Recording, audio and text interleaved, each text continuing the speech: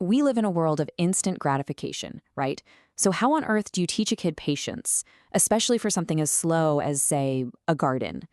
Well, it turns out a kindergarten in Japan found an answer that was, quite literally, out of this world. So, let's set the scene. The teachers at this particular kindergarten were all about hands on learning, but they ran into this classic problem.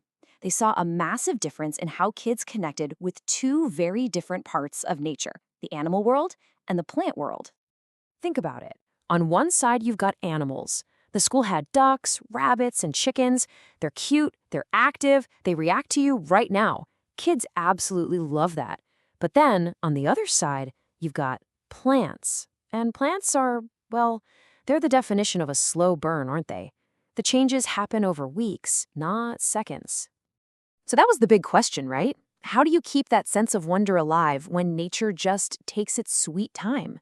How do you make a radish as exciting as a rabbit? It's a tough one. And you can imagine how this played out. When the kids first planted the seeds, they were all in, super excited. They'd run out to the garden every single day, watering them, talking to them. And that moment the first little sprout pops through the soil, I mean, that's pure magic.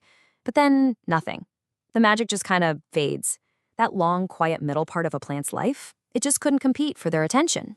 So, to solve this problem, the kindergarten didn't look for a new gardening technique. Nope.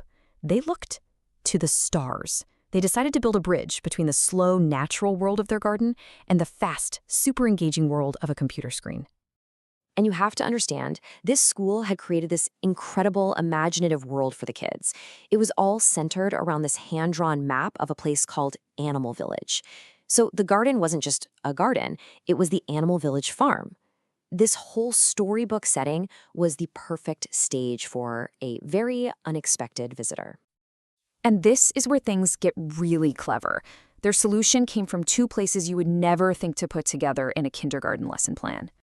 That's right, an alien and a super old-school 8-bit computer. We're not talking about fancy VR or amazing graphics here.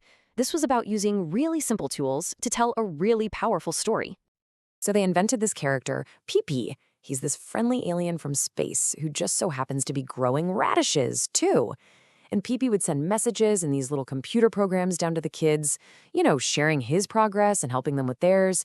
He basically became their digital gardening pen pal from another planet. All right, so let's follow this radish journey and see how Pippi's little digital check-ins kept the kids hooked at all the right moments. Okay, so it all kicks off in the most traditional way you can imagine. Kids with their hands in the dirt, prepping the soil, and so carefully planting their radish seeds. This physical, real-world connection was the anchor for everything that was about to happen. And just like the teachers knew would happen, the waiting game began. For the first few days, the kids were buzzing with questions, constantly watering the garden, wondering what was happening under the soil. But you know how it goes. That intense focus, it was starting to fizzle out. But right when their attention might have started to drift, a message arrived from Pippi. He sent them their very first program. And the goal was super simple. Take that real-world chore of watering and turn it into a fun, interactive game. It was all about recreating that joy of nurturing something. Now, this game was incredibly simple by today's standards. I mean, the kids would just use the keyboard to move a little character to a house to get water, and then they'd water a digital plant. You do that 4 times, and boom, a happy little sun pops up on the screen. It was this tiny digital reward that made their real-world task feel important and fun. Okay, so the sprouts are up, the kids are thrilled, but now comes that long, slow middle stretch. And just when their interest might have started to fade again, a whole new drama started to unfold. First online, and then for real. See, out in the actual garden, a problem was brewing. Caterpillars had shown up. They were just munching away on the radish leaves, leaving these tiny little holes.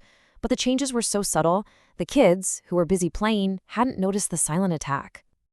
And right at that moment, Pippi sends his most dramatic message yet. A new program loads up and it shows this big, beautiful digital radish on the screen, exactly like the ones they were hoping to grow. But then, something starts to go wrong. You hear these little beeping sounds, and suddenly holes start appearing all over the leaves of the digital plant. And the kids' reaction was just instantaneous and so empathetic. They started yelling at the screen, "Stop it, that must hurt." They weren't just watching a game anymore. They were watching their friend, their radish, get hurt. And this moment right here is the genius of the whole project. That little digital drama sparked immediate real-world action. The kids literally ran to their garden, and sure enough, they found the culprits, the caterpillars. But here's the amazing part. Instead of getting rid of them, their empathy kicked in, and they decided to raise them. This kicked off this incredible, totally spontaneous biology lesson. They got to see the whole life cycle, caterpillar to chrysalis to butterfly. They even learned about the tougher side of nature, like parasitic wasps. A real complex lesson in how nature actually works. So, after all the excitement with the caterpillars, the long wait was back on. But this time, the kids were way more invested. And finally, after weeks of watering and watching, one last message arrived from Pippi. It was time for the grand finale. So this last program from Pippi showed a little mole harvesting a giant radish.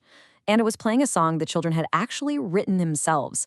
The message delivered through this super charming 8-bit party was crystal clear. The wait is over, your radishes are ready. And that was it. That digital signal sent them all scrambling back to the garden one last time. This was the moment they'd been working towards for months. I mean, you can just imagine the excitement. And this really was a beautiful full circle moment.